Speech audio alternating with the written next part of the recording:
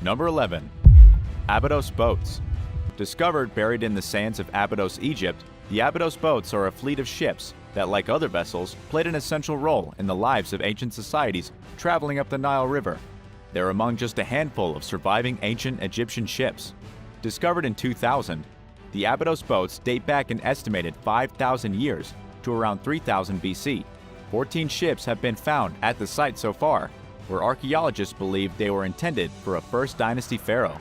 Measuring 59 to 78.7 feet long and 6.6 to 9.8 feet wide on average, the boats probably had as many as 30 rowers each. Scholars believe that they were functional, but it's unknown whether they were actually used prior to their burial, or if they were built specifically for funerary purposes. Some researchers claim that the Abbidos boats are the earliest known example of built boats, vessels which were crafted by fitting wooden planks together, rather than assembled with reeds or carved out of logs. Experts speculate that these complex ships were built to reflect the pharaoh's power and wealth. They may have also represented the sun god, Ra's journey in a solar boat through the sky and netherworld. Number 10. Ship 2109. While conducting a routine test in the Gulf of Mexico in 2019, researchers with the National Oceanic and Atmospheric Administration discovered the wreck of a mid-19th century ship bearing the number 2109 on its rudder. Charred timbers suggest that the 124-foot-long vessel went down in flames, but nobody knows for sure why or when it sank. It's possible that the ship went down decades after it was built, and researchers failed to procure any clues about its crew members, identities, or nationalities. There was also no evidence of the ship's trade. Any useful artifacts for gleaning information, including the crew's personal belongings, may have been destroyed in the fire that seems to have taken down the ominous vessel. The only possible clue about who sailed on the ship, where they were from, and why is the number 2109 in brass on the side of the ship, and so far, it's failed to lead researchers to more details. Do you have any guesses as to who the ship belonged to? Number 9. Badavilla. During its maiden voyage from the Netherlands to Java in 1629, a flagship of the Dutch East India Company called the Badavilla wrecked about 50 miles mainland Australia's western coast. Shortly after the Batavilla wrecked, its commander, Francisco Pelsart, ventured off in search of food and water, leaving 282 survivors behind on Beacon Island. It took him 3 whole months to return. During Pelsart's absence, a merchant named Jeronimus Cornelius assumed control at Beacon Island, ordering dozens of murders, including of women and children. His reign of terror ended when Pelsart returned and resumed leadership, executing Cornelius and several other mutineers in the process. Several mass graves have been found on Beacon Island, which has since earned the nickname Murder Island. Some of 115 bodies were found buried neatly alongside one another and bore no signs of meeting a violent end. It's likely that they perished from dehydration and that some of them went crazy before they died. Others, including those who were murdered by the mutineers, bore signs of horrific violence, including one man's skull, which was partially lopped off with a sword. Experts are still studying the remains to learn more about the lives of those who perished at Beacon Island. The unspeakable tragedies that occurred here make for a particularly bizarre tale, even to the researchers who have long studied the signs of carnage that were left behind. Number 8. Corpac Shipwreck. A few miles outside the town of Fort William, Scotland, in the small town of Corpac, lies the wreck of the MV Dayspring, more commonly known by its nicknames, the Corpac Shipwreck and the Old Boat of Cowell. It was built as a fishing boat in 1975. It remained in service catching herring and mackerel all the way up until the year 2000. Today, it sits conspicuously in the natural harbor of Cowell Beach, in eerie contrast to the scenic backdrop of towering mountains.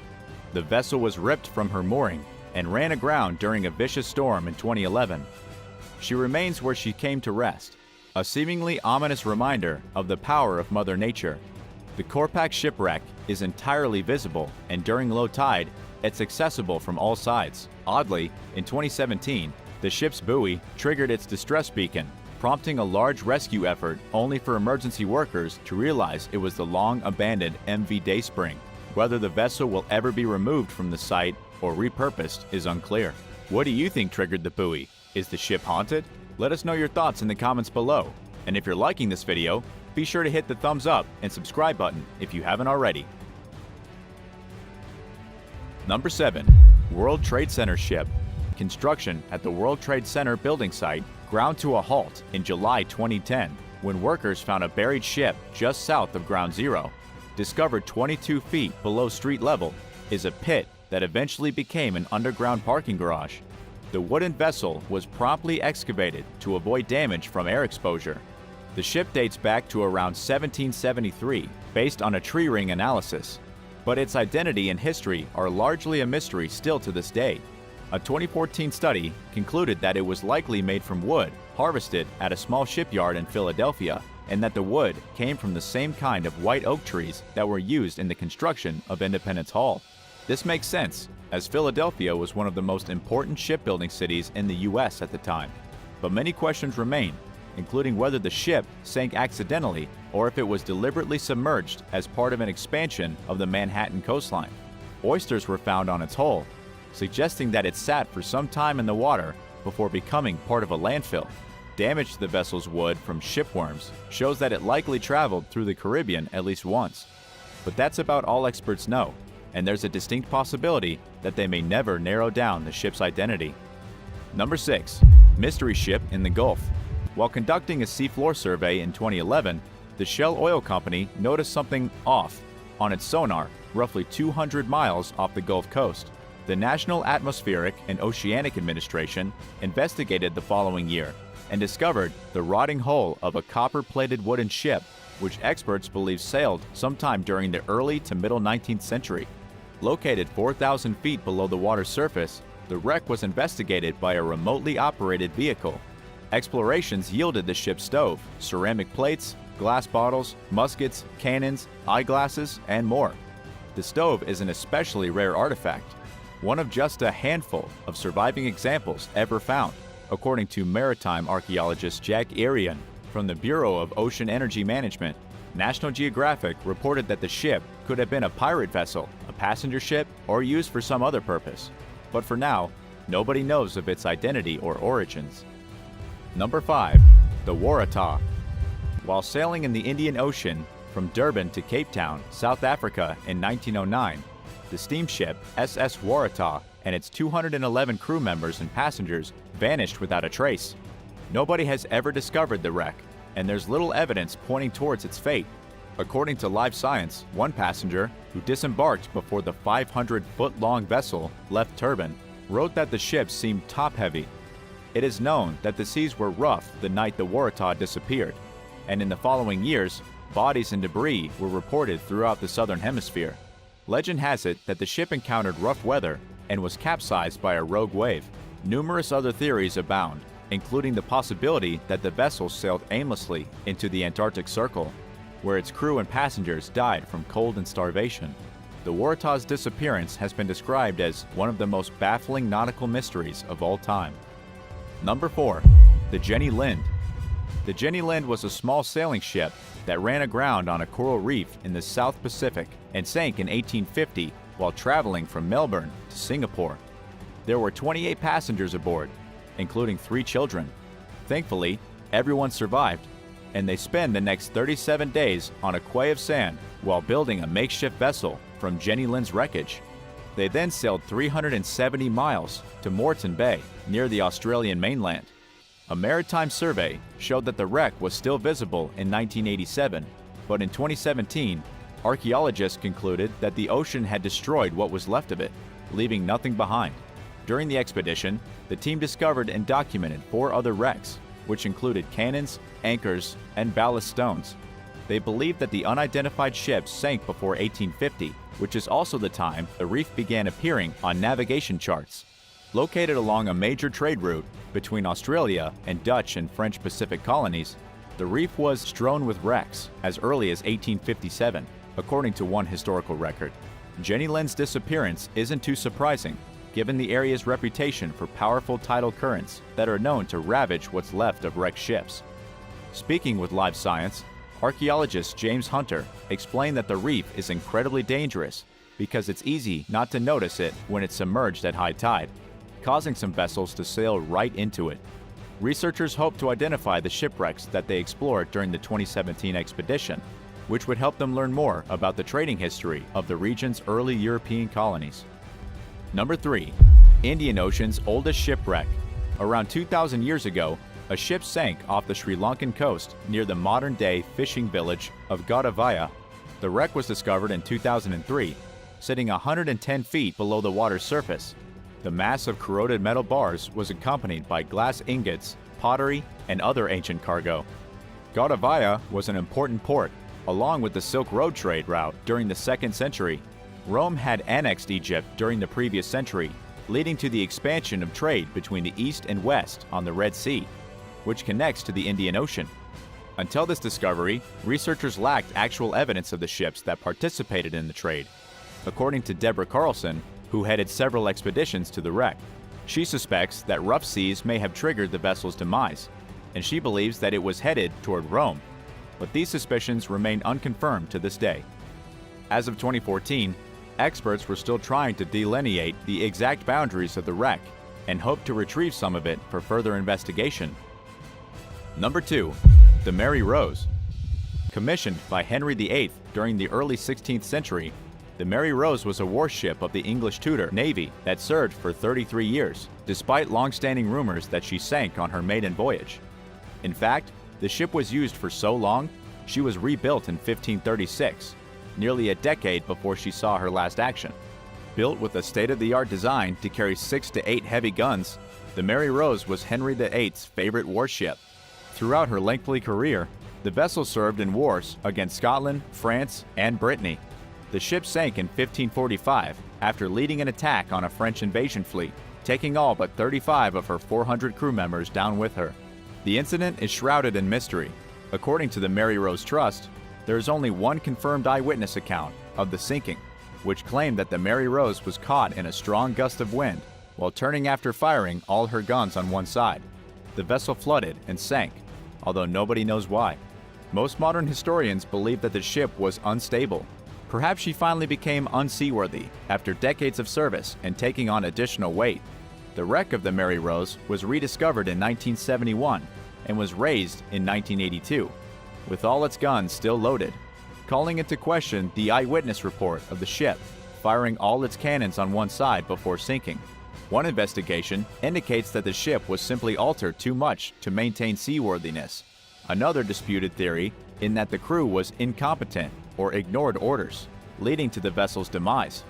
But the only thing that seems certain about the Mary Rose is that the circumstances surrounding her sinking are as uncertain as ever. And number 1, the SS Palo Alto. Built as a tanker toward the end of World War I, the SS Palo Alto is a concrete ship that never saw combat. She was made with a combination of concrete and steel, known as ferroconcrete, which was cheaper than using steel alone.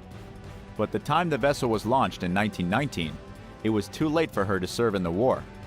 In 1929, she was deliberately grounded and used as part of an entertainment complex off the Northern California coast. The repurposed vessel contained a dance floor, a cafe, and a swimming pool. But the company that owned the SS Palo Alto went bankrupt amid the throes of the Great Depression, and rough seas cracked the ship during a winter storm. The state of California bought the ship, and she became a fishing pier. But further weather damage rendered the SS Palo Alto unsafe, and in 1950, she was closed to the public. She was briefly reopened during the 1980s after a short-lived restoration attempt, and again in 2016, but not for long. In 2005, dozens of seabirds were killed by oil that was traced to the ship's cracked and leaking fuel tank. Workers discovered hundreds of dead birds and harbor seals during a subsequent $1.7 million cleanup effort. In early 2017, record-breaking 34-foot storm waves smashed the SS Palo Alto in half. Any lingering hopes of restoring the ship are lost as it sits broken into 4 pieces as a reminder of the harsh waters it calls home. Number 10. Tank in the swamp. In eastern Estonia, a tank was discovered in a swamp. It happened when a young boy noticed something weird sticking out of the mud. It looked like some kind of heavy machine, so the boy went back to his village, told his father, and a team of men got together to haul what turned out to be a massive Russian tank from World War II out of their local quagmire. The tank was in shockingly good condition. It was a T-34, likely captured by the Germans, painted to look like one of their own tanks, and then abandoned in the swamp when the Germans made their retreat. The T-34 was the best tank that the Soviets used during the war. It actually became more effective the longer the war lasted, because it was so easy to maintain and improve. About 80,000 of these tanks were created, and this particular one probably came from the battles fought at Narva in September of 1944, in which at least 100,000 men were killed. To keep the tank from falling back into enemy hands, the Germans dumped it in the swamp and left it there. The villagers pulled the tank from under about 12 feet of water. The ammunition was removed, the silt was washed off, and it was towed to the small war museum in the town of Gordienko. The museum then went so far as to restore the tank, completing the project in 2007 and putting the old machine on display. Number 9. Australian Dog Tag. The identification tag, also known as a dog tag, that once belonged to an Australian man who fought valiantly in World War II, was just discovered, over 70 years after it went missing. The amazing discovery was made by Max Hazelhurst, a 13-year-old boy from the United Kingdom. The young boy was walking with his family, going for a leisurely hike, when he stumbled upon a shiny piece of metal poking out from underneath a rock. It looked like a dog collar, but when Max investigated further, he realized it was an important relic from the past. It had been lost since before he was born. On the dog tag was the name W.E. Wills. Max was very excited about the discovery and wanted to reunite the dog tag with its rightful owner. So, his mother helped him take to social media with the details of the dog tag. The story went viral, and before long, they had managed to identify the owner as one Private William Ernest Wills. William was born in Australia, but he was stationed as an airman in Britain during the fight of World War II. He actually worked at the airbase located just a mile from where the dog tag was discovered. From here, the story gets a bit sad. Max found out that after William had returned home from the war, he got in a car accident and died. He was only 43 years old. Still, Max was able to contact William's daughter, who was thrilled to receive her father's lost dog tag. Number 8. Sunken subs. Ocean explorer Tim Taylor has discovered a total of 7 lost Navy submarines as part of his Lost 52 project, which is dedicated to locating the 52 United States submarines that vanished during World War II. He hasn't found them all yet, but he's getting there. One of his most momentous discoveries happened recently when he found the sunken R-12 submarine, a vessel that had 42 souls on board when it sank off the coast of the Florida Keys. The R-12 was a doomed Navy submarine that went down in June of 1943, killing all 42 men on board. To make matters worse, it sank during a training exercise. The Navy couldn't find the location of the sunken vessel, and so it remained hidden under the waves for 70 years. It was finally found by Tim Taylor and his team, who then got in contact with the relatives of those who had died that day on the submarine. What happened next is kind of amazing. Helen Baldwin's father died on the R-12. She was only 8 years old at the time. When Taylor finally got in touch with Baldwin to tell her that her father's remains had been discovered, she was 86 years old. Still, she went with Taylor and her 2 siblings on a boat into the middle of the Atlantic, where they held a memorial service for her father and the 42 men trapped inside the submarine, directly below their feet. The skeletons of the brave men still preserved inside that rusting vessel. Number 7. Civil War artifacts. In Marion County, Texas, a man with a metal detector has been collecting some very interesting military relics from the Civil War. Tom Moss says one of his favorite hobbies is metal detecting. He's looking for artifacts that have been buried in the soil for at least 150 years and are rapidly deteriorating. But Tom faces challenges in his hunt for relics, such as never giving permission to dig around in certain areas where he knows there was military action. It took him 20 years to get permission to use his metal detector near what he claims is the only standing Civil War magazine still in existence. What he found is absolutely amazing. He discovered many balls that were fired from the muskets, as well as the percussion caps. He also found shoulder scales worn by artillerymen in the 1860s, one of the last pieces of armor ever worn by military soldiers. And although there were no battles fought in Jefferson, where he hunts with his metal detector, Tom believes there was a camp in the area. He takes all the treasures he discovers and puts it on display at his own gun shop, where he operates in downtown Jefferson. Have you ever used a metal detector? What did you find? Let us know in the comments below, and if you're liking this video, be sure to hit the thumbs up and subscribe button if you haven't already. Number 6. Nazi massacre sites. Hundreds of disturbing items were recently found at a Nazi massacre site. The site is located in northwestern Germany, spread across 3 areas of the Amsberg Forest. It was here where members of the evil German Waffen-SS massacred approximately 208 laborers from both Poland and Russia in March of 1945, just before the war came to a dramatic halt. Local government officials were the ones to confirm the gruesome discoveries, which were made during archaeological excavations between 2018 and 2019. But just what kind of horrifying war relics did the archaeologists find? They discovered over 400 items, including pieces of clothes, old shoes, utensils used for cooking, and a Polish dictionary. Most of the items were found at the main massacre site, where 60 women, 1 child, and 10 men were murdered in cold blood after the victims were told that they were to be transported to a new prison. Instead of transporting them to prison, the Nazi soldiers had them take off their clothes on the side of the road, drop all their belongings, and then, well, you know the rest of that story. It was just like how the Nazis told their Jewish prisoners that they were going to have a group shower before executing them with Zyklon B, poisonous gas from the shower heads. Even more grim are the cartridge cases found near the site of the slaughter. Some were found grouped together, while other cartridge cases were found dispersed throughout the forest, suggesting some of the prisoners were shot in the back as they tried to escape. Number 5. Crashed German plane. In 1989, a man was strolling through the woods near the Russian city of St. Petersburg. Back then, it was still called Leningrad. During this leisurely stroll, the man came across a ruined warplane from World War II. It was a German Focke-Wulf 190, the main fighter used by the German Luftwaffe. This was an airplane that terrorized all of Europe, raining down hell from above. This particular plane was built back in April of 1943 and actually came with a pretty interesting story. The pilot of the aircraft was Paul Rotz. Paul won several different air battles and survived 3 deadly crashes, but his flying career came to a halt when he crashed behind enemy lines. After Paul took off from the Siroskaja Air Base with a destructive 550-pound bomb to participate in the siege of Leningrad, arguably the bloodiest battle of World War II, his plane was damaged. He was shot down by an armored train with guns mounted to it and had to make an emergency landing in the forest. He tried to retreat back to friendly territory, but the Russians captured him as a prisoner of war. Paul then lived in a POW camp until 1949.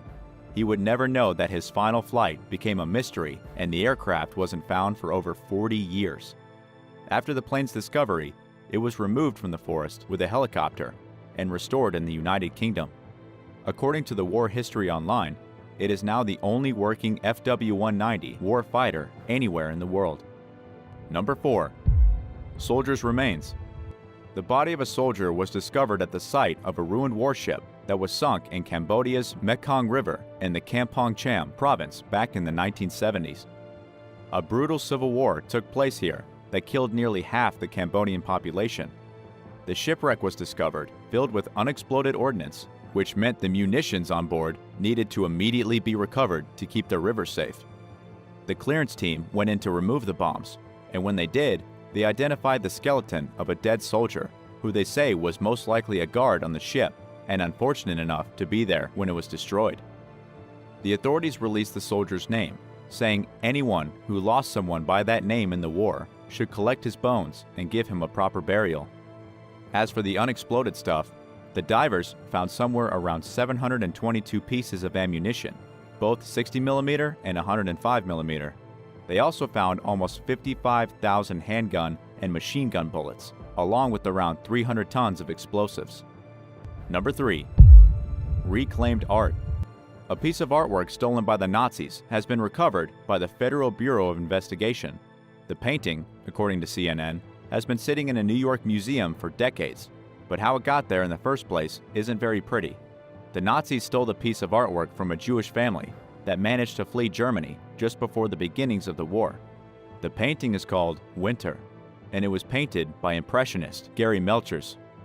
The painting was purchased directly from the artist in the year 1900 while on display at the Great Berlin Art Exhibition. The purchaser died in 1920, with his art collection being passed down to his daughter in 1942. His daughter, Felicia, along with her husband, Hans, were persecuted for being Jewish because the newspaper published by their press company was critical of the Nazi political party. The family was forced to flee Germany in 1933, with the German government stealing their art collection, which had about 200 pieces in it. At this point, it's important to remember that the Nazi regime was around before the war technically started. They had been operating a fairly successful campaign of terror throughout the 1930s. The Nazis then auctioned off the family's artwork to various buyers. They did the same thing with thousands of Jewish families throughout the 30s and 40s. There's actually a database of looted artifacts that includes over 25,000 objects. Experts say the real number is probably much higher. Fast forward to now, the FBI finally identified the Winter painting as a stolen piece of art and will be transported back into the hands of its rightful owners, the descendants of Hans and Felicia. Number 2. The first sunken battleship. A team of researchers funded by a billionaire named Paul Allen recently found the wreckage of the very first Japanese battleship that was successfully sunk by the United States Navy during World War II. The ship was part of the Japanese Imperial Navy, named Hiei. It was discovered upside down, sitting on the floor of the sea, roughly 3,000 feet below its surface. It had been there for almost 80 years, ever since it was destroyed near the Solomon Islands. It was November of 1942, and the U.S. Navy was in a furious battle with the Japanese. The Hiei was in close combat with the heavy cruiser, USS San Francisco. It was the middle of the night. Then, sometime during the battle, the U.S. destroyer Laffey sailed past the Hiei with about 20 feet between them, and the two ships fired at each other. The Laffey sank, and in the morning, the Hiei was sailing away with heavy damage. But the Americans didn't want the ship to get away. They chased it with dive bombers and a B-57, and the aircrafts dropped bombs on the Hiei until it sank. 188 crew members died. Even though the ship was discovered and documented, there have been no attempts to raise it from the bottom of the ocean. It's basically a fish house at this point. Number 1. Ammunition in the vegetable patch. Scott Thomas was working in the vegetable garden when he noticed something a little strange hiding in the soil. Scott was actually showing off his trench skills as part of an assessment at the Reed Business School, where he was studying to be a horticulture operative. While rooting around in the soil, Scott came across a small collection of rifle ammunition from the Second World War. But just how could bullets from ancient rifles have gotten lost in the college garden? It's believed that American soldiers left the bullets behind, as they had actually been using the area as a shooting range during the war. The bullets were disposed of properly, and Scott was allowed to do his assessment later in the day, in another patch of soil, where there wasn't any live ammunition. Number 10. The Fort of Laje. The Laje Fort is situated in Guanabara Bay near Rio de Janeiro in Brazil. Its history goes back to 1555, when the Frenchman Nicolas Villegagnon thought he would start engaging in an armed conflict against the people who controlled Brazil at the time. That's right, he tried to take possession of the island to shoot cannons at the Portuguese. It didn't work, and 30 years later, the government of Rio de Janeiro suggested a huge fortress to be built on the island. Of course, with the way things work, it didn't happen until 1644. But even after the huge fortress was completed, it wasn't of much use. In 1711, it offered no help when the French attacked. The fort was improved in 1715, but still never really came in handy. That is, until it was used in 1836 as a prison. It continued to hold various prisoners and to be used in several military uprisings until eventually it was damaged by bombs in 1893. Then in 1903, it was updated and powerful cannons were installed, along with electricity.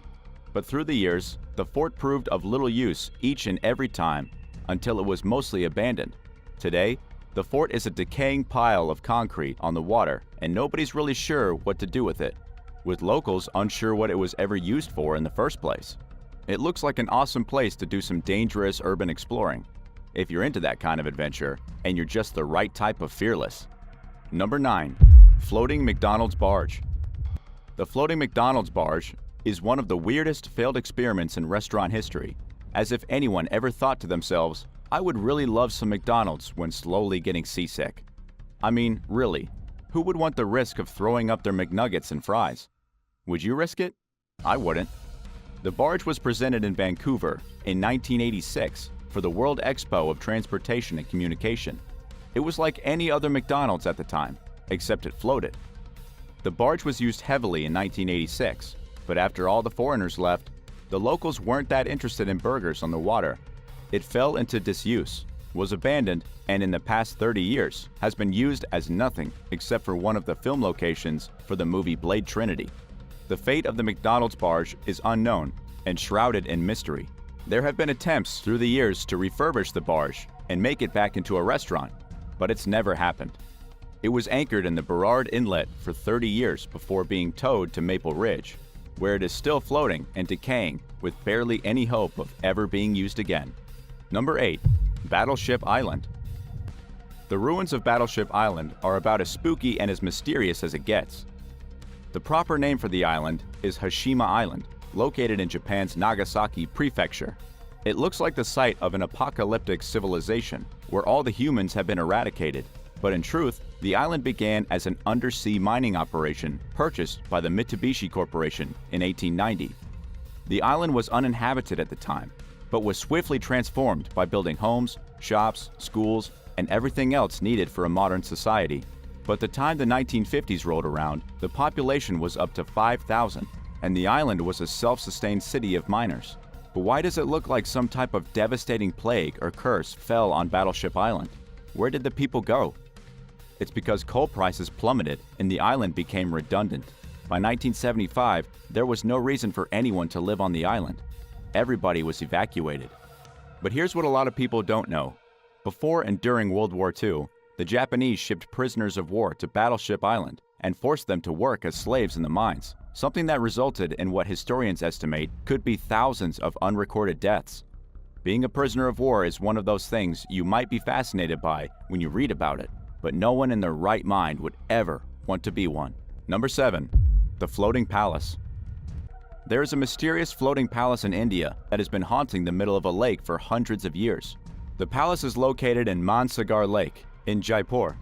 It looks like something out of Arabian Nights, with its beautiful yellow facade and trees literally growing out of its roof. But the history behind the water palace, named the Taj Mahal, is a little strange. The problem is that nobody really knows for sure who built it or when.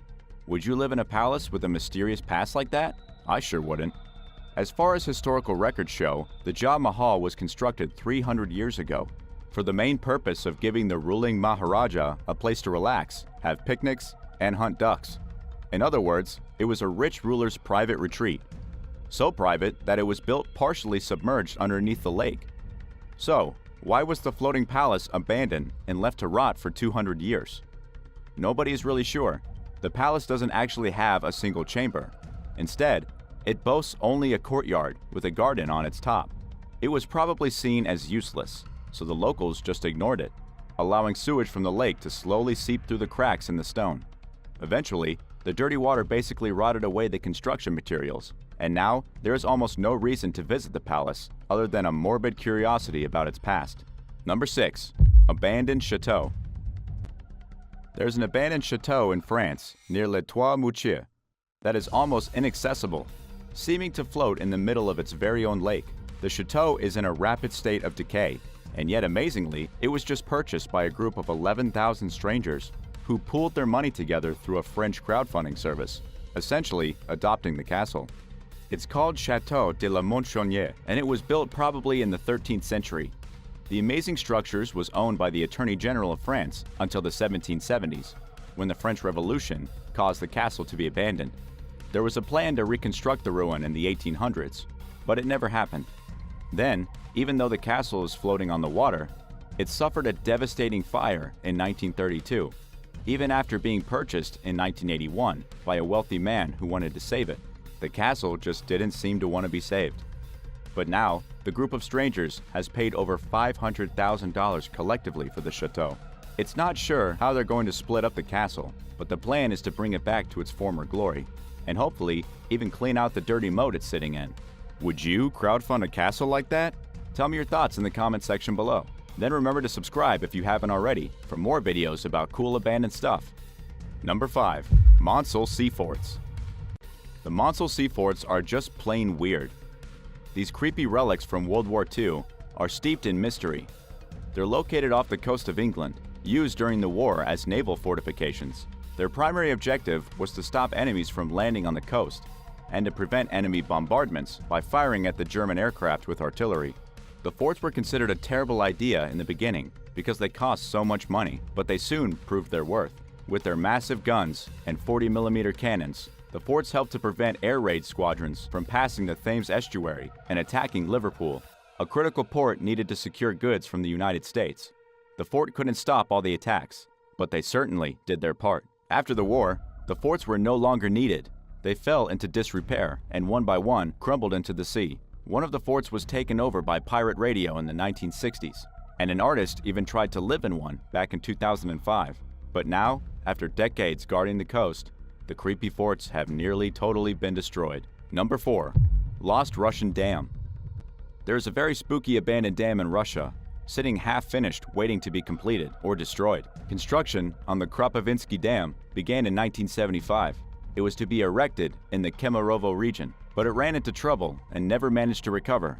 The 1980s saw a huge string of protests against the dam, with every day people trying to defend the environment by preventing its construction. The project was suspended temporarily in light of the movement, but then the workers never came back. They actually left the dam not even half finished, with steel girders and concrete columns still standing in the middle of the remote Russian lake even today. There are plans in place to renovate and rebuild the dam, but to be honest, it's not optimistic that the dam will ever be finished.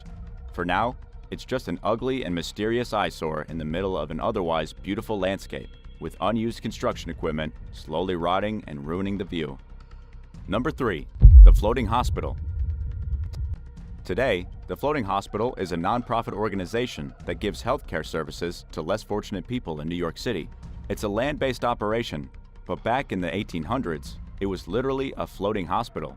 The organization began on the Emma Abbott in 1876, which floated through the New York harbor and welcomed on board poor children to get free medical service. The hospital was staffed by pediatricians, nurses, dentists, and even social workers. And the best part, other than being a young child and getting to go on a boat, was that the healthcare was completely free. This was way ahead of its time, and even freer than the healthcare is today. In the 20th century, the floating hospital served roughly 5 million children. Part of the treatment was simply to be on a boat and breathe clean air, as New York was considered to be one of the most polluted and toxic places anywhere in America. However, the floating hospital was eventually abandoned. The Emma Abbott vanished, and nobody seemed to know where it went. And the last vessel, the Lila Atchison Wallace, was retired in 2003. Number 2. The Floating Hotel. The Floating Hotel opened in 1988 off the coast of Australia, promising to be a paradise resort floating on the Great Barrier Reef. It was a megastructure, 7 stories tall with 200 rooms, a helicopter landing pad, a tennis court, and an underwater observatory. However, things didn't turn out well for the floating hotel. Over the next 10 years, it floated thousands of miles across the ocean and came to rest in the waters of North Korea. It's abandoned, decaying, and no longer of any use to anyone. But how did this happen? The public opening of the floating hotel was delayed by a tropical cyclone. Some of the amenities were damaged. The underwater observatory sank, and the transfer shuttle, used for getting passengers to the actual hotel, was destroyed. It was then discovered that over 100,000 discarded pieces of ammunition, artillery rounds, and explosives from World War II were resting directly beneath the barge. It was a complete failure. The hotel closed within the same year it opened. From there, the hotel was floated to Ho Chi Minh City, Vietnam.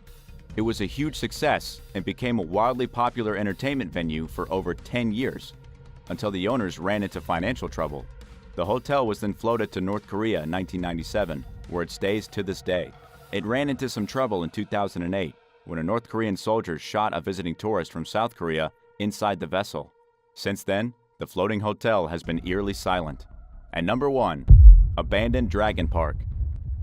There is a creepy abandoned water park in Hue, Vietnam, floating on the water after being closed down just 2 years after it opened. Today, the giant dragon statue in the center of the park, rearing its ferocious head out of the water, is a monument to a failed dream. The park isn't on a single map, and is not the easiest place to find. It's somewhere near the ancient city of Hue. We know it was built for around $30 million, opening in 2004. When it opened, nobody wanted to visit it. It may have been cool to look at with its dragons and silly attractions, but the locals didn't have much interest in a corny theme park, and there wasn't enough time to make the park popular for foreigners. By 2006, the park ran out of money and closed. Today, the only people who come to the Floating Dragon Park to see the statues covered in graffiti are foreign backpackers looking for Instagram pictures. The locals believe the whole place is cursed and won't dare step foot on it. Plus, the water in which the park was built is said to be full of crocodiles, making it a rather perilous journey. You'd need an experienced crew of explorers, along with a few weapons for protection, to even think about entering this place. Which of these abandoned places would you love to visit the most? Let me know in the comments, and thanks for watching. Be sure to hit subscribe and come back for another awesome video. See you on the next one.